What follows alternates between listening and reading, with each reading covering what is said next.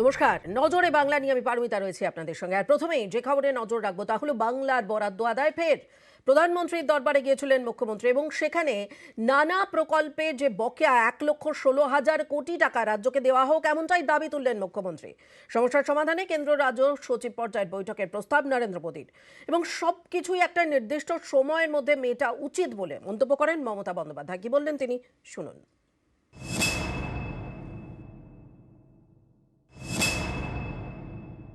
PM ने आज कहा है कि उनका ऑफिसर और हमारा ऑफिसर मिलकर एक ज्वाइंट मीटिंग होगा and they can decide the formula. 1,16,000 रुपया बाकी है। हम लोग कहा है इसको टाइम बाउंड होना चाहिए। 100 দিনের কাজ, আবাস যোজনা থেকে রাস্তা, বিভিন্ন কেন্দ্রীয় প্রকল্পের টাকা রাজ্যকে দেওয়া বন্ধ করে দিয়েছে মোদী সরকার। এ নিয়ে বারবার বঞ্চনার অভিযোগে সরব হয়েছেন মুখ্যমন্ত্রী। বকেয়া আদায়ে প্রধানমন্ত্রীর সঙ্গে ইতিমধ্যেই 3 বার বৈঠক করেছেন, তবু কোনো সুরাহা হয়নি। বুধবার ফের দিল্লিতে প্রধানমন্ত্রীর দরবারে মুখ্যমন্ত্রী। এদিন সকাল 11টায় 10 তৃণমূল সাংসদকে নিয়ে প্রধানমন্ত্রীর সঙ্গে বৈঠক করতে যান মমতা বন্দ্যোপাধ্যায়। जिन्होंने काम किया है गरीब लोगों ने, उसका रुपया भी बंद हो पड़ा।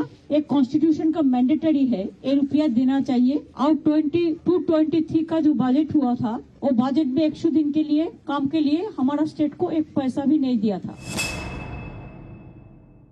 1,16,000 रुपया बाकी है। हम लोग कहा है इसको टाइम बाउंड होना चाहिए। We are not getting the share from the central share for the poor people. That's why हमने चाहते हैं कि इसको गरीब लोगों को रुपया बंद करके रखना ठीक नहीं है। ये हम लोगों ने कहा है, प्राइम मिनिस्टर ध्यान से सुना और कहा है ठीक है, हम 2 ऑफिसर स्टेट का सेंट्रल को बैठ के मीट करके इसको कोई डिसीजन हम ले लेंगे। केंद्रीय सरकार 100 দিনের কাজের টাকা বন্ধ। অনেক দিন ধরেই রাজ্য সরকার বঞ্চনার অভিযোগে সরব। তৃণমূলের দাবি 21-এ বিজেপি এ রাজ্যে হারায় তারা প্রতিহিংসার রাজনীতি করছে। ইচ্ছে করে 100 দিনের কাজ, আবাস সহ বিভিন্ন প্রকল্পে টাকা বন্ধ করে দিয়েছে। পাল্টা বিজেপি প্রচার করে কেন্দ্রের টাকা তৃণমূল নেতারা পকেটে ভরেন, দুর্নীতি করেন, তাই কেন্দ্র টাকা বন্ধ করে দিয়েছে। এই টানাপোড়েনের মধ্যেই এর আগে 3 বার প্রধানমন্ত্রীর সঙ্গে বৈঠক করেছেন মুখ্যমন্ত্রী। এদিন ফের দিল্লিতে বৈঠক করলেন। এই বৈঠকের আগে বকেয়া ইস্যুতে নরেন্দ্র মোদীকে চিঠিও লেখেন মমতা বন্দ্যোপাধ্যায়। সেখানে তিনি লেখেন, সব ক্ষেত্রে চমৎকার অলরাউন্ড পারফরমেন্স সত্ত্বেও কেন্দ্রের থেকে প্রাপ্য অংশ পাচ্ছে না পশ্চিমবঙ্গ। বকেয়া টাকা বাংলার জনগণের টাকা। উন্নয়ন তহবিল থেকে বঞ্চিত করে বাংলার কোটি কোটি বাসিন্দাকে অকথ্য দুর্দশা ও গরিবের দিকে ঠেলে দেওয়া হচ্ছে।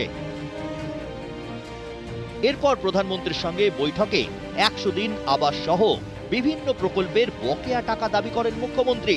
সমস্যা সমাধানে কেন্দ্র রাজ্য সচিব পর্যায়ে বৈঠকের প্রস্তাব দেন মোদী। নিউজ 18 বাংলা।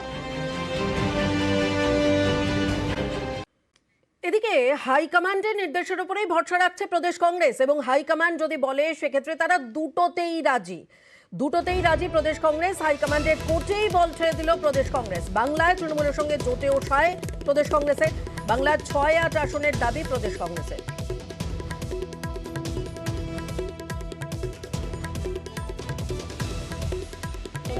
रणनीति तो हमारे आलाकमान तय करेगी। हमारे तरफ से क्या हमारी राय है, क्या हम चाहते हैं, क्या हमारा मत है, सारा व्यू लिया गया। তৃণমূলের সঙ্গে যেতে কি আপনারা যদি হাইকমান্ড বলে তাহলে তো কোনো উপায় নেই। না, আপনাদের দিক থেকে কি মনে হয় তৃণমূলের সঙ্গে যাওয়া উচিত? আপনাদের কি মতামত? আমাদের দিক থেকে আমাদের যা বলার বলেছি। সাগরদিঘির বিধায়ক বাইরান বিশ্বাস তার বাড়িতে আয়কর হানা এবং বিধায়কের বাড়ি, স্কুল, হাসপাতালে আয়কর হানা, বাড়ি থেকে নগদ সোনার গয়না ইতিমধ্যেই বাজেয়াপ্ত করা হয়েছে। প্রায় 70 লক্ষ টাকা বাজেয়াপ্ত করেছে আয়কর দফতর। বাইরন এবং তার আত্মীয়দের মোবাইল ফোনও বাজেয়াপ্ত করা হয়েছে এবং এই তল্লাশি চলাকালীন অসুস্থ হয়ে পড়েন বাইরান বিশ্বাস। কেদার রয়েছে আমাদের সঙ্গে, পুরো বিষয়টা নিয়ে আমরা একটু কেদারের থেকে আপডেট নেব। কি আপডেট রয়েছে কেদার? দেখো পরমিতা, যে সাগরদিঘির যে বিধায়ক বাইরান বিশ্বাস, তাকে যখন জেরা চলছিল সেই সময় তিনি অসুস্থ হয়ে পড়েন। তারপর তাকে তার বেসরকারি এক নার্সিং হাসপাতালে নিয়ে যাওয়া হয়। তিনি এখন বেসরকারি হাসপাতালে ভর্তি হয়েছেন এবং আয়কর দপ্তর সূত্রে খবর যে তার কাছ মানে তাদের বাড়ির কাছ থেকে 70 লক্ষ টাকা ক্যাশ এবং বেশ কিছু নথিপত্র এবং বেশ কিছু দলিল এবং কিছু সোনার গহনা বাজেয়াপ্ত করে আয়কর দপ্তর লোকজন কাল রাত্রি 1:30টার সময় নিয়ে চলে গেছে। কেদার তল্লাশি অভিযান কি এখনো পর্যন্ত চলছে? না, দেখো, কালকে রাত্রি 1:30 অবধি তল্লাশি অভিযান চলে। রাত্রি 1:30টার পর আয়কর দপ্তরের লোকজন তার বাড়ি থেকে তল্লাশি ছেড়ে তারা কলকাতা উঠে রওনা দিয়েছে। বেশ, অনেক ধন্যবাদ আপনাদের। আরো একবার জানিয়ে রাখি, বাইরান বিশ্বাস, সাগরদিঘির বিধায়ক বাইরান বিশ্বাস, তার বাড়িতে আয়কর হানা এবং সেই আয়কর হানা চলাকালীনই অসুস্থ হয়ে পড়েন বাইরান বিশ্বাস এবং তার বাড়িতে এই যে ম্যারাথন আয়কর হানা রেড চলাকালীনই অসুস্থ হয়ে পড়ায় তাকে হাসপাতালে ভর্তি করা হয়েছে। এই মুহূর্তে তিনি হাসপাতালে ভর্তি রয়েছেন। যখনই যেখানেই জেলায় জেলায় বেহাল রাস্তার ছবি আমাদের হাতে আসে, আমরা কিন্তু আপনাদের তুলে দেখাই। কোথাও সেখানে হেঁটে পার হতে হচ্ছে খাল, আবার কোথাও পথশ্রীর কাজই শেষ হয়নি, আবার কোথাও নতুন রাস্তা তৈরির পর হাত দিলেই পিচ উঠে আসছে। আর এই নিয়েই জেলায় জেলায় এলাকায় এলাকায় ক্ষোভ বাড়ছে। দেখুন,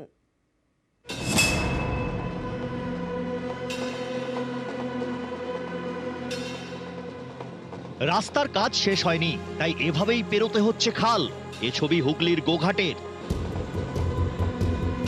গোঘাটের শাওড়া থেকে নকুণ্ডা প্রায় 4 কিলোমিটার রাস্তা। 5 বছর আগে এই ঢালাই রাস্তা তৈরি হয়, খরচ পড়ে প্রায় 4 কোটি টাকা। কিন্তু রাস্তার মাঝে রয়েছে খাল এবং বড় নর্দমা, তাই ছোট ব্রিজ এবং কালভার্টের প্রয়োজন। সে কাজই হয়নি, তাই রাস্তা থেকেও নেই। এ পথে প্রতিদিনের সঙ্গী দুর্ভোগ। আমাদের খুবই সমস্যার মধ্যে মানুষ আছে তো রাস্তার জন্য, মানে পোলটার জন্য, বিশেষ করে পোলের জন্য মানুষ সমস্যায় খুব পড়ে আছে, কারণ যাতায়াত করতে পারছে না। তোমার জ্যৈষ্ঠ মাস, তোমার যখনই বৈশাখ মাস পড়ে গেল, নদী যখনই জল পড়ে গেল, লোক যাতায়াত বন্ধ হয়।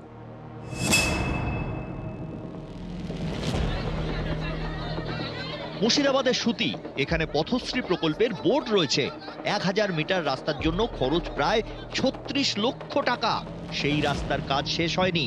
এ নিয়েই বহুতালি পঞ্চায়েত এলাকায় তৈরি হয়েছে ক্ষোভ। রাস্তা আটকে বিক্ষোভ দেখান বাসিন্দারা।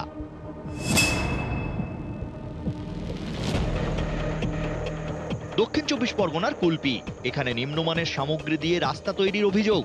রাস্তার কাজ বন্ধ করে দিলেন বাসিন্দারা। কুলপির করঞ্জলি গ্রাম পঞ্চায়েত, এখানকার দামোদরপুর থেকে ট্যাংরাচর পর্যন্ত প্রায় 3.5 কিলোমিটার রাস্তা দীর্ঘদিন খারাপ। সম্প্রতি এই রাস্তায় সংস্কারের কাজ শুরু হয়েছে, কিন্তু হাত দিয়ে টানলেই উঠে যাচ্ছে পিচ। এ নিয়েই তৈরি হয়েছে ক্ষোভ। গাড়ি গেলে তো একদম কিচ্ছু পাওয়া যাবে না, সব নিম্নমানের মাল ফেলছে, একদম চটি করে মাল দিচ্ছে। সেই জন্য আমরা গ্রামের মানুষ এবং এই রাস্তায় প্রচুর গাড়ি ঘোড়া চলে, প্রচুর মানুষ চলাফেরা করে, সবাইয়ের অসুবিধা দেখে আমরা কাজ আপাতত বন্ধ রেখেছি। যেখানে খুব দরকার। পশ্চিম মেদিনীপুরের সবং, এখানকার সিংপুর বাটিটাকি এলাকায় বসে দুয়ারে সরকার ক্যাম্প। ছিলেন স্থানীয় তৃণমূল বিধায়ক তথা রাজ্যের মন্ত্রী মানস ভূঁইয়া এবং প্রশাসনিক আধিকারিকরা। সেখানেই সবংয়ে রাস্তা নিয়ে মহকুমা শাসকের কাছে অভিযোগ জানান। নিউজ 18 বাংলা। আর জেলায় জেলায় এই যে বেহাল রাস্তার ছবি, সেই রাস্তা কিন্তু সারানো হচ্ছে, কিন্তু সারানোর কয়েক মাসের মধ্যেই তার দফা রফা টিকছে না বেশি দিন। কিন্তু কেন? গলদটা ঠিক কোথায়? আসুন দেখা যাক।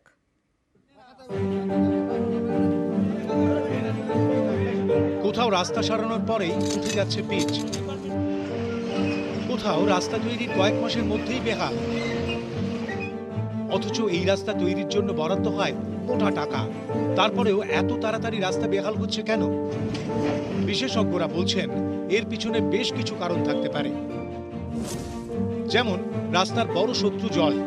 অনেক জায়গাতেই রাস্তায় দীর্ঘক্ষণ জল জমে থাকে। এরকম রাস্তার হাল দ্রুত খারাপ হয়। বিটুমিনের মান খারাপ থাকলেও রাস্তা দ্রুত খারাপ হয়।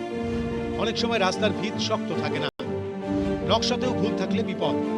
ভার বহনের যা ক্ষমতা তার থেকে বেশি ওজনের গাড়ি গেলেও রাস্তা ভেঙে যায়। এমনি কোয়ালিটি যদি খারাপ হয় তাহলে তো সে উঠবেই, কেউ আটকাতে পারবে না। কোয়ালিটিটা যদি অ্যাসিওর করা যায় তাহলে বাদবাকিগুলো দেখতে হবে যে জল যাতে জমে না থাকে রাস্তার উপরে, জল যাতে চট করে বেরিয়ে যেতে পারে। যে যানবাহনগুলো আসছে সেই যানবাহনগুলোর যে ভার, সেই যে রাস্তার যে ভার নেওয়ার কথা সেইটা যাতে থাকে। একটা পাড়ার রাস্তা, ছোট রাস্তা, সেখানে যদি একটা বিশাল একটা বড় গাড়ি চলে আসে সে রাস্তা ভেঙে যাবে। কিচ্ছু করার নেই। তাহলে টেকসই রাস্তা পাওয়ার রাস্তা কি? পূর্ত দপ্তরের প্রাক্তন প্রধান ইঞ্জিনিয়ারের মতে রাস্তা তৈরির কাঁচামালের গুণমান ভালো হতে হবে। এ বিষয়ে নিশ্চিত হতে কাঁচামালের পরীক্ষা করা দরকার।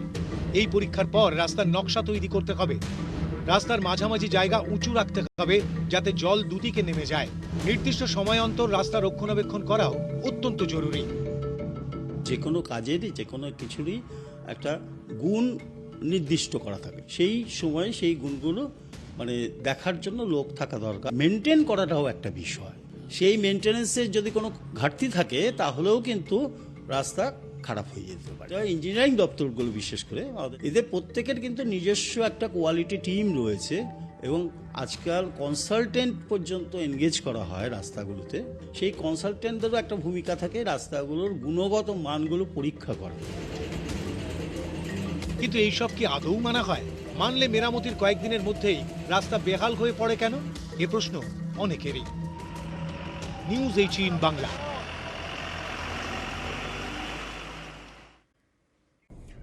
কেলেঘাই নদী, আর সেই কেলেঘাই নদীর ওপরে কাঠের ব্রিজ দুই মেদিনীপুরের মধ্যে যাতায়াতের একটি অত্যন্ত গুরুত্বপূর্ণ পথ, কিন্তু সেটাই নড়বড়ে।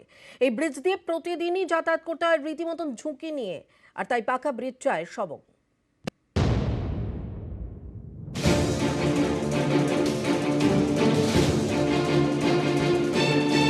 একদিকে পশ্চিম মেদিনীপুরের সবং, অন্যদিকে পূর্ব মেদিনীপুরের ভগবানপুর। মাঝখান দিয়ে বয়ে গিয়েছে কেলেঘাই নদী। দুই পাড়ের প্রায় 10টা গ্রাম পঞ্চায়েত এলাকার বাসিন্দাদের বড় ভরসা এই কাঠের ব্রিজ। সেটাই এখন নড়বড়ে। এই ব্রিজে পদে পদে বিপদ। এদিকে সবংয়ের কাটাখালী, অন্যদিকে ভগবানপুর। মাঝে ব্রিজ, কোথাও ব্রিজের কাঠে ফাটল ধরেছে, কোথাও সরেছে কাঠ। বর্ষার সময় ফুলে ওঠে কেলেঘাই, তখন নদী পারাপারে ভরসা নৌকা, তখন দুর্ভোগের এক শেষ। তাই এই এলাকায় পাকা ব্রিজের দাবি দীর্ঘদিনের।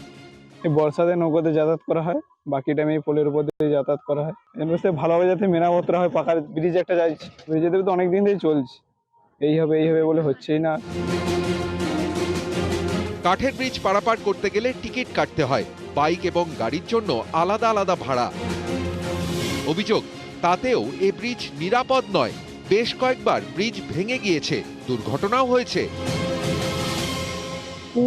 পুল হবে আজ বহুত দিন শুনেছি পুল হবে, কিন্তু কবে যে পুল হবে তাও জানিনি। বর্ষার সময় তো ডুবে যায়, আবার মাঝে মাঝে পুল ভেঙেও পড়ে যায়। সবাই চাইছি ব্রিজটা হোক। ইচ্ছুক জমিদাতাগণ এবং প্রশাসনিক উদ্যোগ, আমাদের পঞ্চায়েত সমিতি, জেলা পরিষদ, সর্বপেক্ষী আমাদের অনারেবল মিনিস্টার সাহেবের যে তৎপরতা, তাতে খুব দ্রুততার সহিত পূর্ব এবং পশ্চিম মেদিনীপুর জেলার অবিচ্ছেদ্য মেলবন্ধন কাটাখালীর ব্রিজ দ্রুততার সহিত শুরু হবে, এটাই আমরা। এলাকার মানুষ চাইছে এখানে ব্রিজ তৈরি হোক এবং যাতে তারা এই ব্রিজ দ্রুত পায়, যাতে তাদের অনেক সুবিধা হয় যাতায়াতের ক্ষেত্রে, দুই জেলার যাতে যোগাযোগটা আরো বাড়ে, সেই ক্ষেত্রেও কিন্তু দাবি তুলেছে এলাকাবাসী। যদিও প্রশাসন সূত্রে খবর জমি জায়গার সমস্যা ছিল, সেটা অনেকটাই মিটে গিয়েছে। আগামী দিনে দ্রুততার সঙ্গে কাজ শুরু হওয়ার কথাও ব্লক প্রশাসন থেকে জানানো হয়েছে। সবংয়ের বিধায়ক এই নিয়ে তিনিও কিন্তু উদ্যোগ নিয়েছেন। পশ্চিম মেদিনীপুর থেকে দিগ্বিজয় মালি, নিউজ 18 বাংলা। আর এবার একটু আবহাওয়ার খবরে নজর রাখা যাক। শুক্রবার পর্যন্ত রাজ্যে শীতের দাপট থাকবে। উইকেন্ডে কিন্তু তাপমাত্রা বাড়বে। শনি এবং রবিবার তাপমাত্রা বাড়বে 2 থেকে 3 ডিগ্রি।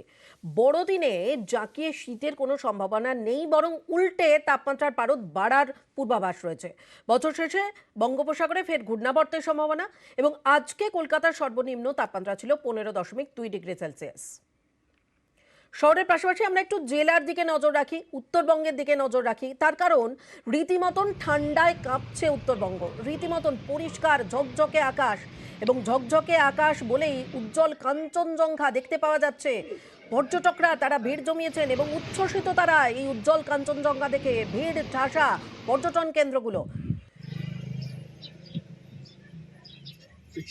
পার্থ রয়েছে আমাদের সঙ্গে। পার্থ, যে ছবি আমরা দেখতে পাচ্ছি, একে তো শীতের মরশুম, পর্যটকরা তারা বেড়াতে এসেছেন এবং ঝকঝকে পরিষ্কার কাঞ্চনজঙ্ঘা দেখে উচ্ছ্বসিত পর্যটকরা। এই মুহূর্তে সেখানকার আবহাওয়ার ছবিটা দেখে তো বোঝাই যাচ্ছে, তাও একবার একটু তোমার থেকে জানার চেষ্টা করবো ঠিক কিরকম, কি পূর্বাভাস এবার রয়েছে? দেখো, তোমাকে জানিয়ে রাখি, ঝাড় চকচকে কাঞ্চনজঙ্ঘা দর্শনের মধ্য দিয়ে কিন্তু আজ পাহাড়ের ঘুম ভেঙেছে, এবং যে এই মুহূর্তে প্রচুর পর্যটক পাহাড়ে, কারণ মাঝে আর 4 দিন বাকি, তারপরেই বড়দিন মানে বড় উৎসব। আর এই বড়দিনে এই কিন্তু পর্যটকদের জন্য বড় উপহার নিয়ে আসে শৈলশহর দার্জিলিং। ইতিমধ্যে কিন্তু তার প্রস্তুতি শুরু হয়ে গেছে, এবং সকাল থেকে তাপমাত্রা পারদে কিন্তু খানিকটা নেমেছে পাহাড়ে। সকালের দিকে দার্জিলিং এর তাপমাত্রা ছিল 6 থেকে 7 ডিগ্রির আশপাশে, এবং বেলা বাড়ার সঙ্গে সঙ্গে কিছুটা তাপমাত্রা বাড়লেও আবারও কিন্তু বিকেল 4টের পর থেকে গ্রাফ নামতে শুরু করবে। অন্যদিকে যদি আমি নজর রাখি কালিম্পং এর দিকে, কালিম্পং কিন্তু তাপমাত্রা গতকাল যা ছিল তার থেকে অনেকটাই নেমেছে, এবং সেখানেও কিন্তু আজ পরিষ্কার আকাশ। কালিম্পং এর বিভিন্ন ভিউ পয়েন্ট থেকে, ডেলো থেকে কিন্তু ঝাঁ চকচকে কাঞ্চন দর্শন হয়েছে। পাহাড়ে যখন যেমনটা পরিষ্কার দেখা গেছে বিভিন্ন ভিউ পয়েন্ট থেকে, সমতলে শিলিগুড়িতেও কিন্তু আজ বেলা যত বাড়ছে ততই যেন হাতের নাগালে চলে এসছে অদূরে সেই কাশিয়াং পাহাড়, এবং তার চূড়ায় শোভিত হচ্ছে কিন্তু এই শুক্র কাঞ্চনজঙ্ঘা।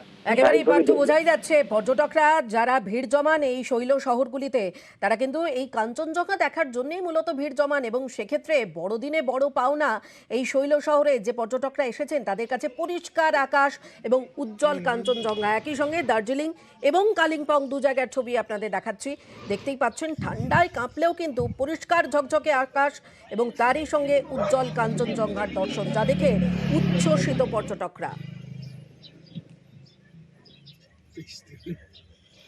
গাড়ি 150 করে ভাই। क्या राम